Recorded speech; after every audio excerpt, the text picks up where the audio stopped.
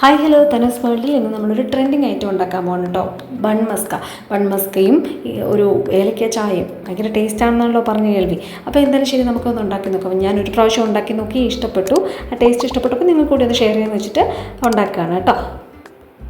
ഇതുണ്ടാക്കാൻ വളരെ എളുപ്പമാണ്. അതിന് വേണ്ട ഇൻഗ്രീഡിയൻസ് എന്തൊക്കെയാണെന്ന് പറയാം. കുറച്ച് ബട്ടർ വേണം, പിന്നെ മിൽക്ക് മെയ്ഡ് വേണം, പിന്നെ ബന്നും വേണം. ഇവിടെ ഞാൻ ബർഗർ ബണ്ണാണ് എടുത്തിരിക്കുന്നത്, കുറച്ച് വലിയ സൈസിലാണ് കേട്ടോ.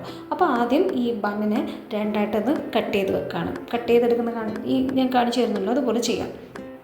എന്നിട്ട് എന്താ ചെയ്യേണ്ടതെന്ന് വെച്ച് കഴിഞ്ഞാൽ നമ്മൾ ബട്ടർ എടുത്ത് വെച്ചിട്ടുണ്ട്. ഞാൻ 50 ഗ്രാം ബട്ടറാണ് എടുത്തിരിക്കുന്നത്.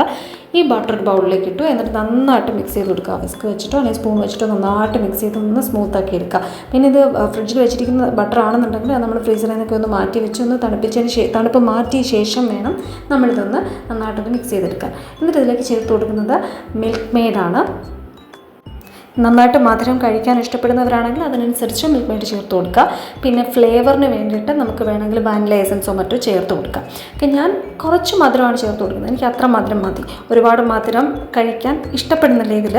അപ്പോൾ അതുകൊണ്ട് തന്നെ ഞാനത് നന്നായിട്ട് ഇതെല്ലാം കൂടി ചേർത്തൊന്ന് മിക്സ് ചെയ്ത് വെച്ച് തൈ ഒരു പരുവത്തിൽ കണ്ട നല്ല ക്രീമി ആക്കി വെച്ചിട്ടുണ്ട്. ഓക്കെ, എന്നിട്ട് ഇതൊന്ന് മാറ്റി വെച്ച ശേഷം ഒരു പാൻ അങ്ങോട്ട് അടുപ്പിലോട്ട് വെച്ചു. അടുപ്പിൽ വെച്ചിട്ട് അതിലേക്ക് കുറച്ച് ബട്ടർ കൂടി ഒന്ന് ചേർത്ത് കൊടുത്ത ശേഷം ഞങ്ങൾ കട്ട് ചെയ്ത് വെച്ചിരിക്കുന്ന ബണ്ണിൽ ഈ ബണ്ണ് അതിലൊന്ന് തിരിച്ച് മറിച്ചിട്ടൊന്ന് എടുക്കുകയാണ്. ഒരുപാടൊന്നും മുറിച്ച് കളയൊന്നും വേണ്ട.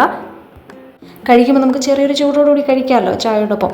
അപ്പോൾ അതിന് വേണ്ടിയാണ് ഞാനതൊന്ന് തിരിച്ചും മറിച്ചിട്ടൊന്ന് എടുക്കുന്നത്. എന്നിട്ട് നമ്മൾ വേറെ ഒന്നുമില്ല, പണി നമ്മൾ ക്രീമാക്കി വെച്ചിട്ടുണ്ടല്ലോ, സെറ്റ് ചെയ്ത് വെച്ചിട്ടുള്ള ആ ക്രീം ഇതിനുള്ളിലേക്ക് ഒന്ന് സ്പ്രെഡ് ചെയ്ത് കൊടുക്കുക.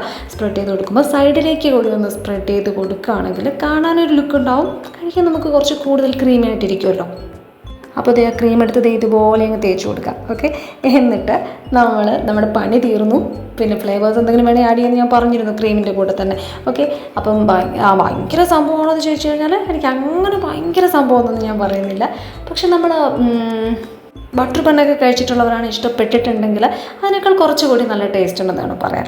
ഓക്കെ, എന്തായാലും ഇതിനോടൊപ്പം ഒരു ഏലക്ക ചായ കൂടിയാണെങ്കിൽ സംഗതി ഉഷാറാവും. ഓക്കെ, എന്തായാലും നിങ്ങളൊന്ന് ട്രൈ ചെയ്ത് നോക്കൂ, എളുപ്പമല്ലേ? അപ്പോൾ ഒന്ന് ട്രൈ ചെയ്ത് നോക്കൂ. Anyway, thanks for watching.